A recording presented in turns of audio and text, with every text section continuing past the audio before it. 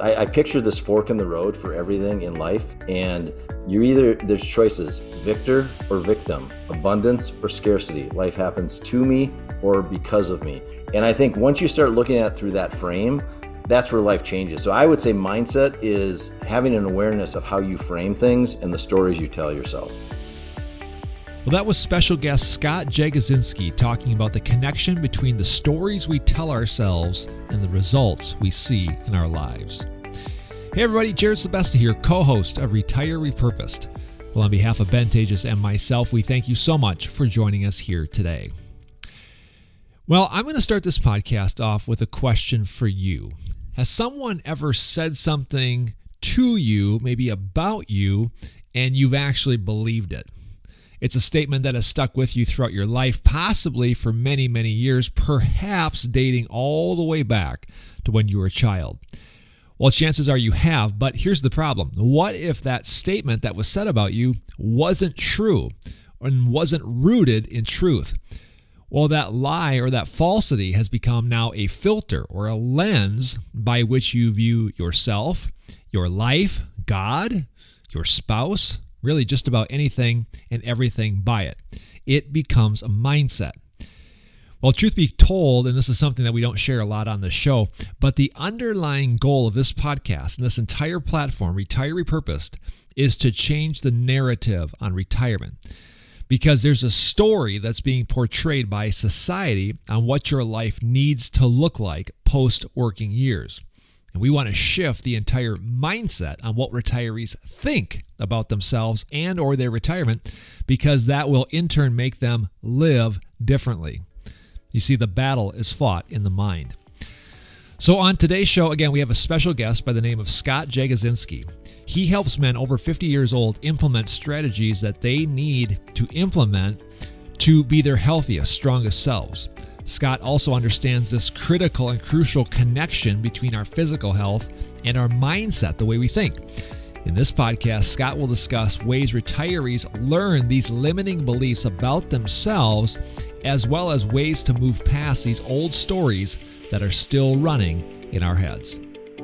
Enjoy this episode. All right, so excited. I've got Scott Jagodzinski on the line here today. Scott, thank you so much for joining me on the podcast here today. Jared, it's an honor and a privilege. I'm glad to be here. Thanks for having me. It's fun to reconnect with you. You know, we crossed paths back in my TV days, and a lot of people on this show know that I used to be a TV weatherman, but we crossed paths back in Minnesota. And so we go way back. So it's fun because when I met you, you were doing something totally different and from what you're doing now, which we'll get into. But to talk about, I think we kind of crossed paths on a different business venture you had going on back in the day. Yeah, so I'm co-founder of a company called Alchemy 365.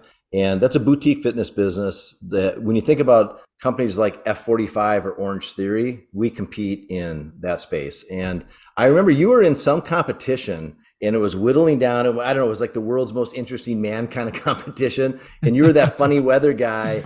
And I remember like banging the vote for you daily on that thing. So that was like probably 2015, 2016 timeframe. So that's a good flashback. I don't think I won, which would make a lot of sense for why I didn't win the competition for the most interesting person. But I will say people still kind of give me a second look when I tell them that I was a TV weatherman. They want to hear stories. So maybe there was a book I never wrote, but that's for another story for a different day. But now you're doing something really interesting. This is what I want to talk about on today's show. We'll get more into it, but talk about kind of your new venture nowadays. Yeah, so I founded a company called Argent Alpha, and Argent Alpha is a community and a program designed to make men over 50 harder to kill. That's an interesting slogan. Tell me more about that. Well, okay, so harder to kill. One, I wanted to come up with something that would cause a pattern interrupt. So if you were a man over 50 and you're reading a LinkedIn feed or saw a newsletter and you saw harder to kill, it's going to either attract or repel you, one of the two. And so really I can get into it harder to kill, how I define it if you'd like. So I would say there's quantitative ways to define it and qualitative. Quantitative, we get guys to really realize there's no benefits to being weak and fat. And so the way we go about that is we measure body composition and we help reverse biological age and we do fitness testing. Those are some of the measurement things we do. Now we have a whole program that is designed to influence those outcomes. But then the other part of becoming harder to kill is quantitative. It's about reinvention, not retirement. I know you have a similar concept about repurposing, so I think we're in the same page as far as that goes. And then the other part is like doing things you're not supposed to be doing. And so, because especially when you get over 50, there's society has this sort of, you're out to pasture and take less risks. It's about scarcity and avoiding risk and don't run out of money and, avoid, avoid, avoid. And so we're all about the opposite of that. And just really being a lifelong learner. So those are some of the concepts we really leverage as far as what does becoming harder to kill mean. Yeah, I love it. A couple of things. I love how you use the term reinvention. And when you and I just kind of chatted a couple of weeks ago before setting up this interview, you used that verbiage, and I knew that we were on the same space. I said, we've kind of got a term that we repurposed, and obviously the people listening to this podcast know about it because it's the name of the show. We've been preaching it for years. But just discuss that for a second. What does that mean? What's that mean for you in your world with your work? Well, I think really what it does is it gets into mindset. And so I know we're not live on video, but this book, Carol Dweck is the godmother of mindset. She wrote a book called Mindset. She talks about fixed and growth mindset. Fixed mindset is about all your capabilities. They are what they are. They're not going to change. A growth mindset, you believe you're capable of change, learning new things. And so I think it starts there. And so believing that you can change. And so I kind of start with, why can't the second half of life be the best half of life? Why does it have to be pain and avoiding risk and shutting down? It's like, no, let's do the opposite. It's the George Costanza. What you remember that episode with Jerry where Jerry said, if everything you do doesn't work, by doing the opposite, you will achieve success. And so we're basically taking that approach from all the traditional things that you're supposed to be doing after 50. Yeah. I do want to start kind of getting into it because you're already spinning the wheels for me on questions. Mindset. That's what we kind of want to talk about here today. And just to tee people up, Ben Tejas and I kind of talked about that last week, and we introduced this idea of your retirement mindset. That might be a new term, perhaps for some of our listeners, especially if you're kind of not in the personal growth area, if you're not used to reading books like that. I knew it was kind of new to me. I didn't grow up in that space for many years of my life and my career. Let's just discuss that for a second. How would you define mindset? Yeah, so the way I look at mindset, I mean, I love Carol's definition of it. I think there are multiple ways to look at mindset. I kind of start with, I picture this fork in the road for everything in life. And there's choices, victor or victim, abundance or scarcity. Life happens to me or because of me. And I think once you start looking at it through that frame, that's where life changes. So I would say mindset is having an awareness of how you frame things and the stories you tell yourself. Definitely. You mentioned, being a lifelong learner, scarcity. These are all words that are definitely kind of, I'm living them out in real time because there are some mindsets that I've shifted. And by the way, I'm not over 50, but close. My birthday is like in a month or so, and I'm almost 45. So I'm knocking on your door, Scott. But these are some new concepts for me because a lot of those stories, as John Acuff would say in his book Soundtracks, there's these stories that we play, and they have such a drastic effect on our everyday life. Where, in your opinion, where did they come from? I think it's I think it's real life experiences, and it's what the world has been telling you, and I think that relates to an age group. When you're in your 20s, 30s, and 40s, and it all depends on the people you hang around with, the power of your posse. My friend John Puritz talks about that.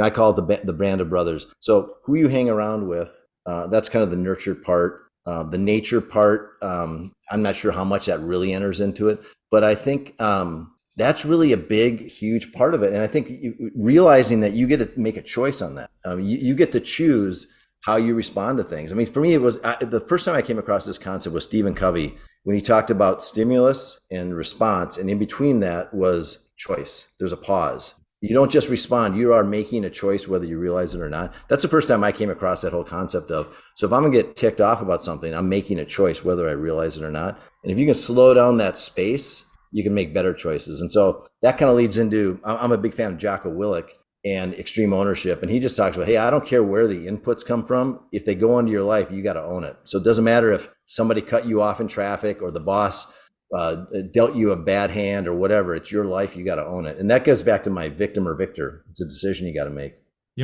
I would call that kind of the art of separation. And again, this is fairly new to me, where you have kind of a stimulus or an input, like you said, Hmm. and then there's a reaction. There's a space in between there where you've got to intercede almost on your own behalf, where you can kind of separate the things that are going on. What I've heard, what the way I've heard it explained many times too, is like you've kind of got your old school reptilian brain, like it's your brain Hmm. stem, it's the fight or flight response. But human beings, this is what makes us different from other creatures, is we have kind of a conscious brain. We've got that frontal cortex, and we have to learn to react from the frontal cortex, not from the reptilian brain, the fight or flight, the monkey brain, so to speak. And again, I'm just kind of interjecting here on behalf of a lot of our listeners who tend to be from the faith-based camp, as I am. I, that you make people a little bit uncomfortable when you start talking about this, because Hmm. it sounds just like a little bit new agey or edgy in a lot of ways. But I would challenge you, like, for example, the Bible says, take every thought captive. That doesn't mean control your thoughts. Like, you can't, and I like to hear your opinion on this. I have learned that you really can't control your thoughts, because if you could, you would never have a negative thought. That's the Hmm. case. You would just say, like, oh, I'm just never going to have an angry thought. I'm never going to be bitter. I'm never going to be jealous. The truth is that those are going to come into play. Talk about your kind of how you navigate that in your mind and how you intercept some of those thoughts, perhaps. Yeah, well, I'm glad you brought up the faith part. Something I recently that came into my world was we go to a church called Trinity here in Scottsdale, and Pastor Mark Driscoll talks about when you're in the fire, God's not punishing you; He's there with you. And so when you think about that, like, oh gosh, I'm not being punished. This is just life, trials, tribulations, and I get to choose: is this happening for me or to me? And a lot of times, then the for becomes: is it happening because of me? And a lot of times, that's where it is. And so I'm with you, man. I think faith has a lot to do with it, and I think these things go back. None of this stuff's new. All these new age personal development things, every one of these things is in the Bible if you know where to look. And Yeah. so I think it comes down to get back. I go back to victim or victor, and I think God wants us to be a victor. We get to choose. It's everything's a test, and how are you going to stand up to the test? Be renewed by the Spirit, renewing your mind. There's another one. Be self-controlled, having a sound mind. Those are all scriptures that come to mind whenever I have this conversation with people, to remind them that, man, the truth is there. I think God understand. For example, don't sin in your anger. Well, it doesn't say don't ever be angry. It says don't sin in your anger. And if you've Hmm. ever had children, for crying out loud, you've been tested, certainly, in this regard. I know I have, where there's you see your kids misbehaving or disobeying, and your tendency is to want to get angry. And again, that's where I've grown a lot in the space where, again, you get angry and you want to react, and it goes back to exactly what you said. You're living in a reactive mode, not a proactive mode, where you can now kind of grab a hold of those thoughts and then react in a righteous way. What is your opinion? What's the difference between a mindset and a limiting belief? Are they the same, different? Is one an extension of the other? How would you navigate that? Yeah, well, I think limiting beliefs, that's that state of mind where you think there's an absolute truth and it stops you from doing things. It's just like it's fixed. It ties into, I think limiting beliefs and fixed mindset are very related Hmm. versus if you have a growth mindset or you believe you're pliable, you're able to change, you're able to grow and develop. I think that helps you break through limiting beliefs or upper limit problems, as I think it's Gay Hendricks talks about in his book, The Big Leap, which is excellent. So I think that yeah, limiting beliefs. I'll give you an example. A lot of guys come into our program. We use the pull up as kind of a proxy to break through to other things. And when you get a guy over 50, or I've got one guy who's 68 who's just crushing it. He's up to 7 strict pull ups. When he came in, he couldn't do one. And the mindset shift, once he proved to himself that he could do something, has opened up a whole new world for him beyond health. So the physical fitness part is almost a gateway to the mental part. Go prove to yourself you can do something hard, and you'll start teaching yourself, like, what else have I been selling myself short on? Yeah. And so I think, and this can be baby steps, man. It can be like, I'm going to walk to the mailbox today, and tomorrow I'm going to walk to the mailbox and back twice. And this whole crawl, walk, run. I think men, especially men, tend to be all or nothing. If I can't go out and run the marathon or bench my weight 10 times, I'm just not going to do it. And I think that's another limiting belief of just, hey, forget about those old things you used to do. Where are you today? And let's start moving forward. And there's a book by, I know you're a Benjamin Hardy fan. the gap and the gain. And really, the gap and the gain comes down to what are you measuring against? This idealistic thing that's out in the future that you probably will never reach. That's the gap, or the progress from where you started, which is the gain. And it's a game changer mindset for people as to how you view things. And it's just another version of the victor victim Yeah. for you or to you thing. But to me, it's been really helpful. We don't talk a lot about physical health on this particular show, but I am just a huge advocate and know exactly what you're talking about, where when you can make gains, so to speak, in your physical life, dude, that is so beneficial to your mental space and your head space. My 12-year-old son comes and lifts with me nowadays, and it's so fun to watch him push himself. And I'm telling him, like, you are learning how to push through pain, because a lot of people don't understand that. They can't do that. He's gaining confidence. I mean, how many years ago did you think you could never run under a 5-minute mile? I mean, they just thought it was impossible. And then all of a sudden somebody did it, and now everybody's doing it, because what you have unconsciously done is, in your mind, you said, no, it is possible. And I want to hear more. What are some more of those limiting beliefs and those thoughts that people in that age bracket fight with? Yeah, so I think another one is I'm on 3, 4, or 5 medications, and my doctor told me I'm on these for these reasons, so I'm on them. And what we found, there's a huge correlation to body fat and what you weigh and what your health is. And so I've got, gosh, at least 10 examples now of guys who have gone from, say, 25 to 35% body fat down to 15. And for people who don't understand that, it's basically you're back in fighting shape. You get back, and they eliminate almost all the need for medication. So if you go from type 2 diabetes or pre-diabetic, all your measurements on those areas go back to normal. You can get off high blood pressure medication. You may not need a statin. And so those are those things where challenging what you've been told by some established figure. That's one of the things I really emphasize in our group is who says that's true, and challenging that assumption. Who says, like in your world, who says you have to stick to a 4% assumed rate of return for the rest of your life and be super safe? I mean, you can do that, but who says? Show me why that's the only option out there. Sure. And who says you need to quit working? What if you found purpose in something else and decided why can't you start a side gig as a 65? That's not just for kids. I started this at age 56. I'll be 59 in 3 months. I'm not retire. I mean, come on. I mean, so these are those limiting beliefs we get into. So health, another one. I haven't weighed that much since high school. To which I respond, wow, that's super interesting, has completely no relevance to what we're talking about. What does a 60-year-old guy have in common with an 18-year-old guy? Right. So, and then I've got 3 guys who, there they are. They're at that high school weight.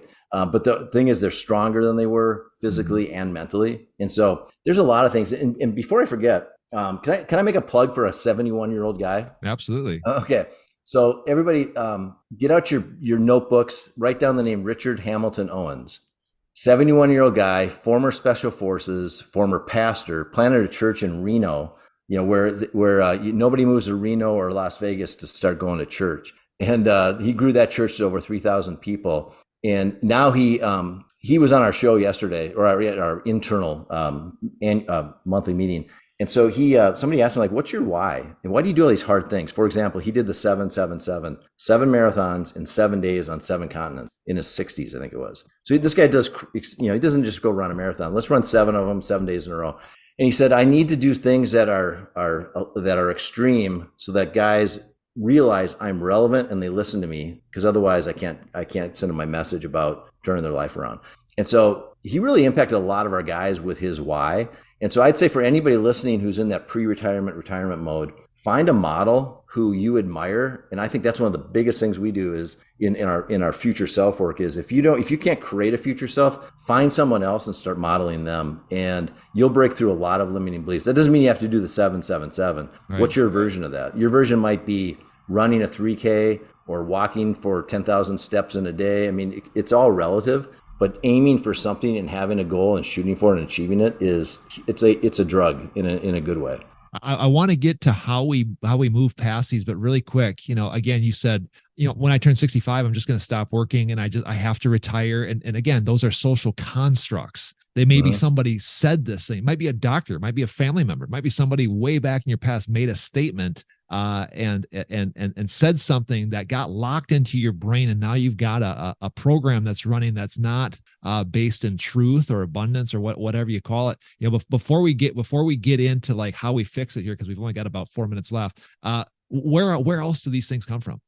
Well, I think a lot of it's just that you reinforce them yourselves. So somebody plays this story in your head, and you keep playing it back. And you can do your own pattern interrupt. And I think the best way to do a pattern interrupt for yourself is realize it's there. 2, do some of the things James Clear talks about. He talks about doing an identity shift, and the way you do an identity shift is you define what identity you want, and you start doing the things that person does.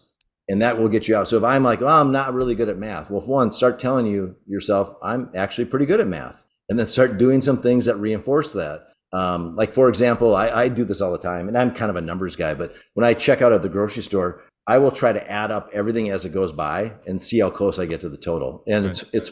It's one of those, like, there's no risk. Nobody's judging me. I don't have to be right, but find something you want to get better. Just tell yourself a different story, and then just basically keep doing it. And it's funny, like, I never used to be good at pull-ups either. I was that guy, like, when we did those presidential fitness tests back in school, if I got to 7 as a 9th grader, I'd be like, high-fiving. Well, I recently did 15 at age 58 strict. And so it's like, and I shouldn't be able to do that. Yeah. And I'm no genetic freak. I've just told myself I'm good at pull-ups. I just kept doing them. And so I think that's the name of the game, is flip it around and just start doing it. One of the big limiting beliefs we see with retirees that we work with is that the best is over. It's time for the younger generation. I don't have any more to offer. What is something that people can do to kind of overcome that soundtrack? Well, one, I would just completely disregard it. I think it's total BS. First, it's just BS. Just take it for what it is. And then start hanging out with people who don't think that way. That's, I think, the biggest thing. That's what I love about Argent Alpha is I got 40 something guys over 50 who are all doing things they shouldn't be doing. And when you start doing that and people start asking you, like, what are you doing? That gives you your chance not to defend what you're doing, but to represent what you're doing. Yeah. And so it's super contagious, because again, you basically are a representation of the people that you hang out with, and you've seen that work in your life and in your clients' lives as well. 100%. So if you're hanging around a bunch of people and they're saying those kinds of things, I'm not saying go get rid of all your friends, but start finding people who think like you. And so Robert Hamilton Owens, he says, I only hang out with guys who are 35 to 65. He goes, nobody my age is like me. Mm-hmm. And so that might be extreme for some people, but I hear exactly what he's saying is you want people to build you up, not tear you down. And the world is tilted towards that scarcity. Your time's over, step aside. And I just look at it and go, I'm not competing with the young guys, but I'm not going to slow down either. Yeah, I've even taken it so far as to say, if you don't make it your duty to get rid of some of those false programs that are playing, you're not paying due homage to your creator. He's right. Created you with something inside of you. It's your job and duty to get that out and to live that out. And what you're saying is exactly in with that. I think go ahead. One last question for your audience. Ask yourself what needs to be true for this to happen. You just reframe the question a little bit. Like, what needs to be true to be relevant, to get in better shape, and just start walking through that process versus coming up with all the reasons it's not true. Yeah. What needs to be true? And that might be a way to start off to get people have the dominoes start falling the right direction. Yeah, absolutely. And I've seen it in my own life. Once you start shedding those old mindsets, they come off fast and life starts looking a lot differently, and you feel that traction come into play. And it's really, really exhilarating. I hate to do this to you. We're out of time already. Before I let you go, what are some places or the place that people can find more about you and your organization? So you can go to argentalpha.com, ARGENT alpha.com. And then I post every day on LinkedIn. It's pretty much a troll-free environment. It's I think the best social media platform to learn. Right now, it's not about finding a job or circulating your CV. That's the old LinkedIn. So you can find me on there too.